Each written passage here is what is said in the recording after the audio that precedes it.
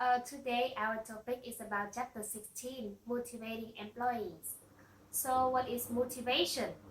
Motivation is the process by which a person's efforts are energized, directed, and sustained toward attaining a goal.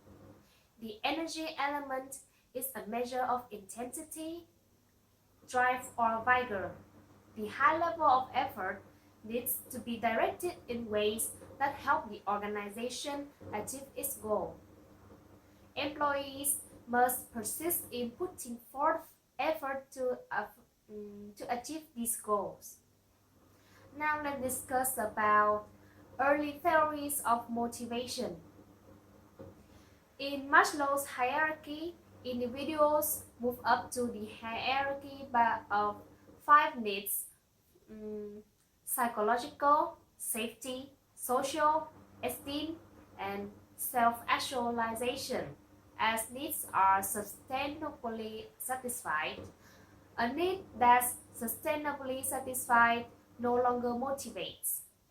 A theory X manager believes that people don't like to work or won't take out responsibility, so they have to be threatened and coerced to work. A theory Y manager assumes people like to work and seek out responsibility, so they will exercise self-motivation and self-direction. Hesberg's theory proposed that intrinsic factors associated with job satisfaction were what motivated people.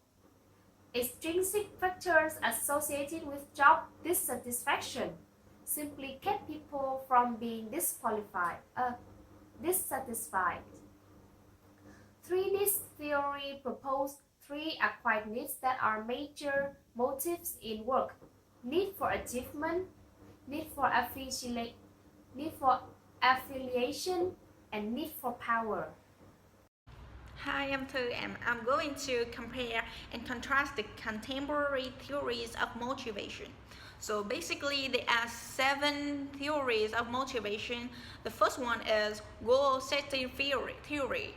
It says that specific goals increase performance and difficult goals, when accepted, result in the higher performance than the easy ones. The second is reinforcement theory. It says that behavior is a function of its consequences. The third one is job enlargement. It involves horizontally expanding job scope. The next one is job enrichment. It vertically expands job depth by giving employees more control over the work. The job characteristic model says five core job dimensions, which is skill variety, task identity, task significant, autonomy, and feedback. And these are used to design motivating jobs. The next one is expectancy theory. It says that an individual tends to act in a certain way based on the expectation that the act will be followed by a desired outcome. And the last theory is equity. It focuses on how employees compare the inputs outcomes ratio to the relevant orders ratios. So it's the end of my part. Now my teammate will continue. Thank you. While discussing about the current issues in motivation, managers must cope with four current motivation issues. The first one is motivating in tough economic circumstances. The second one is managing crush control challenges. The next one is motivating unique groups of workers. And the last one is designing appropriate rewards programs. During the tough economic conditions, managers must look for creative ways to keep employees efforts for energized, directed, and sustained toward achieving goals. Most motivational theories were developed in the United States and have a North American bias.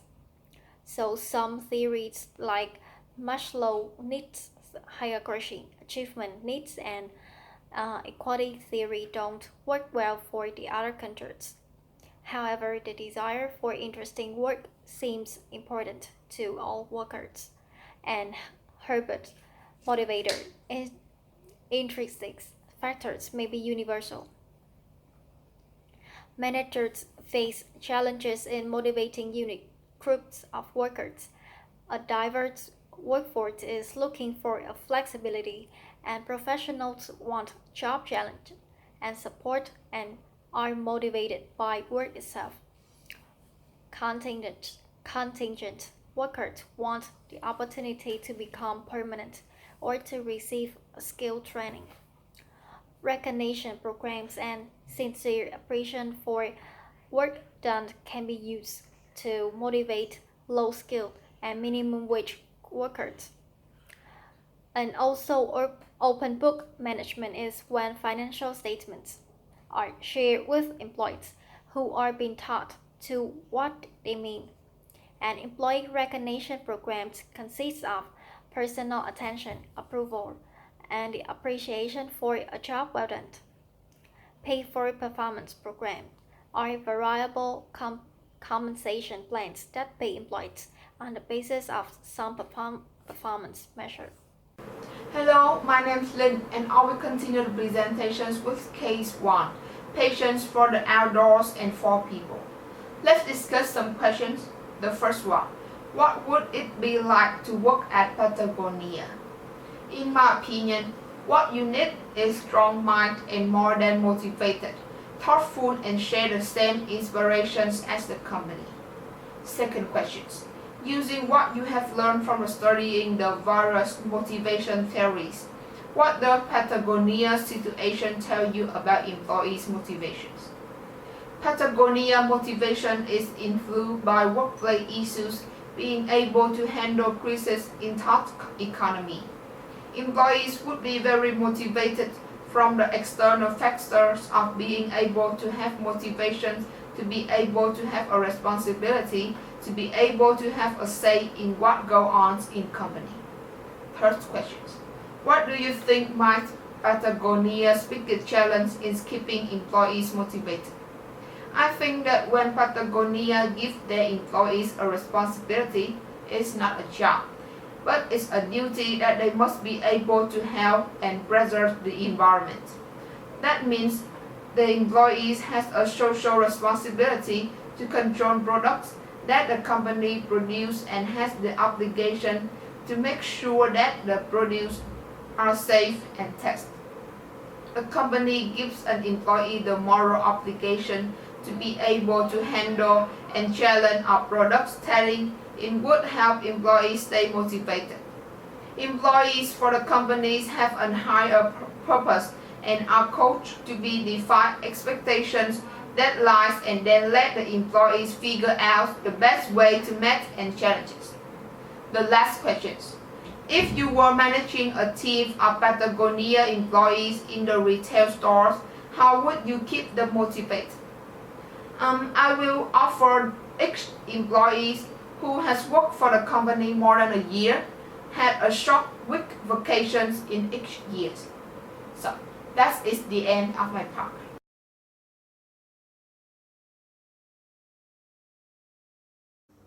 Hi! Today, our topic is about being an effective manager. So, who is a leader? A leader is someone who can influence others and who has managerial authority. Leadership is the process of leading a group and influencing that group to achieve its goals. Managers should be leaders because leading is one of the 4 management functions. Some early theories of leadership. Early attempts to define leader traits were unsuccessful, although later attempts found 8 traits associated with leadership. The University of Iowa studies explored 3 leadership styles. The only conclusion was that group members were more satisfied under a democratic leader rather than under an autocratic one. The Ohio State studies identified two dimensions of leader behavior: initiating structure and consideration. A leader high in both those dimensions at times achieve high group task performance and high group member satisfaction, but not always. The University of Michigan studies look at employees-oriented leaders and production-oriented leaders. They conclude that leaders who were employees-oriented could get high group productivity and high group member satisfaction. The managerial grid looked at leaders concerned for production and concern for people and identified 5 leader styles. Although it suggests that a leader who was high in concern for production and high in concern for people was the best, there was no sustained evidence for that conclusion. As the behavioral studies toward showed, a leader's behavior has a dual nature, a focus on the task and a focus on the people. Hi, I'm Tu, and I'm going to describe the three major contingency theories of leadership. So the first one is Fiedler's model attempted to define the best style to use in particular situations. He measured leadership style relationship-oriented or task-oriented using the least preferred co-worker questionnaire. Fiedler also assumed that a leader's style was fixed. He measured the three contingency dimensions: leadership, member relations, task structure, and position power. The model suggests that task-oriented leaders perform best in their favorable and very unfavorable situation, and relationship-oriented leaders perform best in the moderately favorable situations.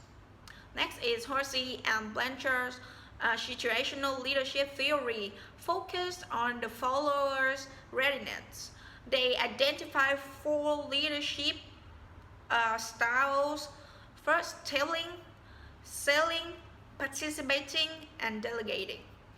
They also identify 4 stages of readiness, which is unable and unwilling, unable but willing, able but unwilling, and able and willing.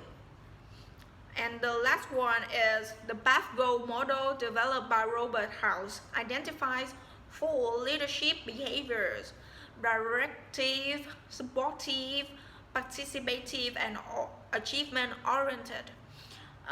He assumes that a leader can and should be able to use any of these styles.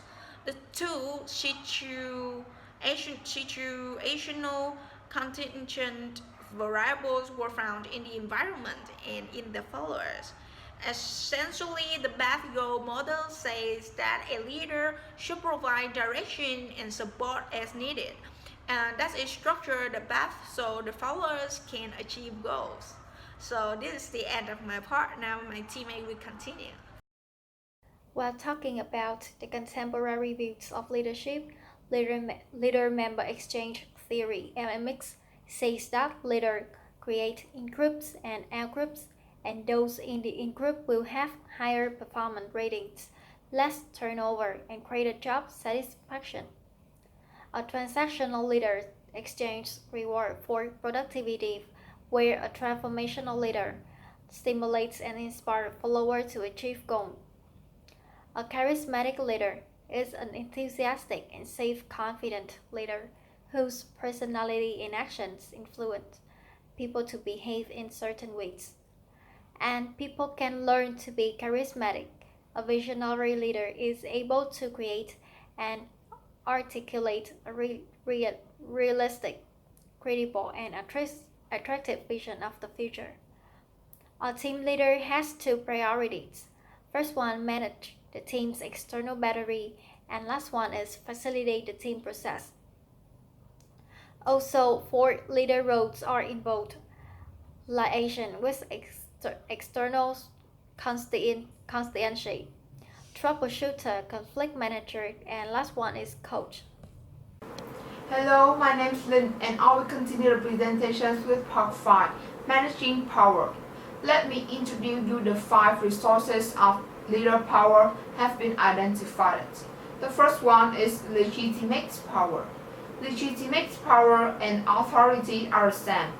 Legitimate power represents the power a leader has as a result of his or her positions in the organization. It is broader than the power to coerce and reward. Second is coercive power.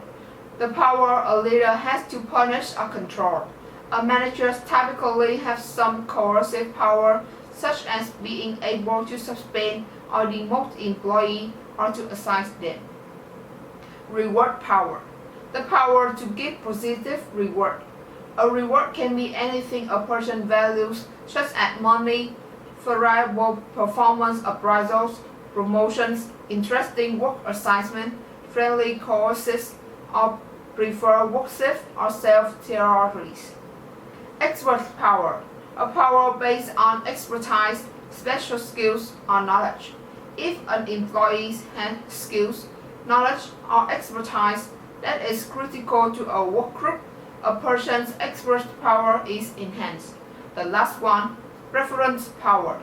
The power that arises because of a person's desirable resources or personal traits. Reference power develops out of admiration of another and a desire to be like that person. Most effective leaders rely on several different forms of power to affect the behavior and performance of their followers. Move to the next part, developing trust. In today's uncertain environment, an important consideration for leaders is building trust and credibility, both which can be extremely fragile. The main component of credibility is honesty. Honesty is consistently singled out as the number of one characteristic of admired leaders. In addition to being honest, credible leaders are competent and inspiring. Credibility is the degree to which followers perceive one as honest, competent, and able to inspire. Trust is closely entwined with the concept of credibility, and in fact, the terms are often used interchangeably. Trust is defined as the belief in the integrity, character, and ability of a leader. 5 dimensions that make up a concept of trust is integrity, competence, consistency, loyalty, and openness. Move to another part, empowering employees. Empowerment involves increasing the decision-making discretion of workers. One reason more companies are empowering employees is the need for quick decisions by those people who are most knowledgeable about issues, often at the lower organizational levels. Another reason is that organizational downsizing left many managers with lower span of control. Leading across cultures. Effective leaders do not use a single style. They adjust their style to the situations. National culture is certainly an important situational variable in determining which leadership style will be most effective. National culture affects leadership style because it influences how followers will respond. Leaders cannot and should not just choose their style randomly. The last part, becoming an effective leader. Organizations need effective leaders to issues pertinent to become an effective leader are leader training and recognizing that sometimes being an effective leader means not leading. Leader training. Such individuals have the flexibility to change their behavior as different situations may require higher level of a trait called motivation. To lead are more receptive to leadership development opportunities. People can be trained to develop an understanding about content themes critical to effective visions. Substitutes for leadership. Leadership may not always be important. In some situations, any behavior or leadership exhibits are irrelevant. Certain individual, jobs, and organizational various roles can act substitutes for leadership, negating the influence of the leader. That is the end of my part. Let's move to case application 1, growing leaders. First question, what do you think about Berkeley's statement that leaders and managers differ? I think Berkeley's statement is right. Leaders are more about influence and inspiration to other people, while managers are more to the job position that control the situation or task by follow the process or methods. So everyone in the organization can be a leader even though he or she is just a regular employee. What leadership models, theories, issues do you see in this case? One issue is that it is not easy for a leader to pop out of nowhere. It is hard to find somebody trustworthy and one who uses their head to figure out problems and new ideas rather than the internet and outside help. A theory that Berkeley believes in, building a great leader, is to focus on those things that can be developed, such as strategic thinking. Take each of the 6 leadership attributes that the company feels is important and explain what can be involved. The 6 leadership attributes include the ability to chart the course, energize and inspire others, demonstrate ethics, integrity, and compliance, deliver results, raise the bar, and innovate resourcefully. Integrity means alignment of words and actions with inner values. A leader with integrity can be trusted and will be admired for sticking to strong values. What did this case teach you about leadership? In my opinion, a leader doesn't have to be the best person in the group or organization. He or she should be the one who can inspire other people. And a leader should respect and learn from people who are better than him.